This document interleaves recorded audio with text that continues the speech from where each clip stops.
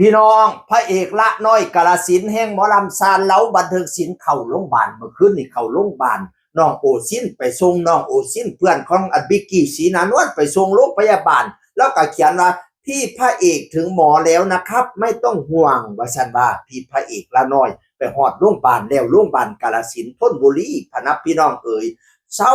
สวงเศร้าเด้อพี่ละเอ้ยฮอดมื้อหมอแล้วเศร้าใช้อีพอเศร้าชาจักเป็นอีหยังบุบัดนี้มาเห็นแต่หมอลำสั้นเล่าเซ่แล้วก็เขียนว่าทรงกำลังใจพระเอกละน้อยมีอาการปวดท้องช่วงดึกที่ผ่านมาได้นำทรงรักษาที่โรงพยาบาลตอนนี้อาการปลอดภัยถึงเมื่อหมอแล้วขอให้อาการดีขึ้นหายป่วยไวๆกลับมาแข็งแรงสมบูรณ์ในเร็ววันนะครับว่าซั่นเจ็บท้อง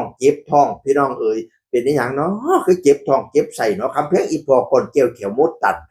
ได้นอนโรงพยาบาลเข้าน้ำเกลียให้ยูกให้ยากะสิดีขึ้นอยู่ดอกหลับได้อยู่น้องโอซินก็เขียนว่าคนป่วย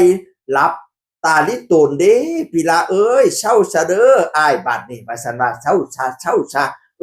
นอนเฝ้พะนะว่าคุณโอซินเป็นผู้นอนเฝ้าพี่น้องเอ๋ยว่าดูแลดีเนาะอันพี่น้องทีมงานสร้างเราบันเทิงศิลป์เพิ่นเบิ่งแย่งดูแลกันดีอยู่ผู้หนึ่งป่วยผู้หนึ่งกลับไปส่งไปดูแลไปเบิ่งอาการแทนเพราะว่าอีกซุ่มหนึ่งก็ต้องแสดงเนาะว่านอนให้น้ำยายุบว่าหัวหน้ากระทรวงกระเช้าดอกไม้ไปให้งามขอให้หายไวๆกลับมาแข็งแรงเร็วๆนะครับจากบอสนิกกับบอสบุ๊กบอสบูธหัวหน้าบูธกับหัวหน้านิกส่งดอกไม้ไปให้พี่น้องเอ๋ยแล้วก็ขอบคุณบอสทั้งสองขอบคุณหัวหน้าทั้งสองให้ช่วงให้เช่าเสดอคำเพลงอีพอเจ็บท้องเจ็บหนักไก่ทุเล่าเจ็บเบาไก่หายให้ช่วง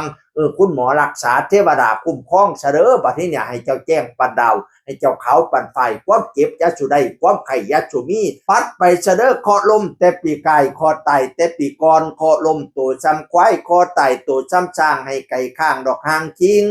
ปัดไปเสดอโตโรหูกมากกูกเอาควันโตตะวันมาปั่นเอาซินปัดไปเสดอตัวมันจับในหูคอตัวมันง้อในหูดินตัวลอยกินสิ้นตอนปัดไปเสดอตัวมันจกกินตับตัวมันจับกินปอดตัวกอดกินบีมามไปตัวมันอยู่มองไหนมากกว่าลูกกว่าเต้าให้ไปปัดไปเสดอคอเก็บแข้งเบี่ยงซ้ายใหญ่มาใส่ทั้งขวาคอเจ็บทั้งหลังเจ็บทั้งหน้าเจ็บทั้งแขนทั้งขาเกากะงอนเจ็บมองไหนก็สว่างให้เศร้าซะเด้อบัดนี้นะเศร้ามืออื่นข่อยบ่ถือเศร้ามือฮื้อข่อยบ่เว้าคันสิเอาแท้ๆให้เศร้ามือนี้แน่นอนให้ลูกขึ้นสั้นยันให้สั้นขึ้นคองย่องให้ลูกขึ้นกินปลาให้ลูกหากินข้าวลูกเว้ากับพี่น้อง FC ซะเด้อบักหล่าเอ้ยแนวใดบ่ดิบบ่ดีให้ปัดไปผิดไปอยู่ป่าไม่เหลียงไปอยู่เมี่ยงไม่อ่อนไปคล้องกินอยู่หญ้าไปคล้องถ่ายอยู่ดินพุ่น10 ปีอย่ามาถามกินข้าว9 ปีอย่ามาถามน้ำเท่าข้าวสารออกดอกเท่าข้าวตอกป้งไปพุ่นโตเจ้าจังเรามาไปไกลๆลูกไปไกลหลาน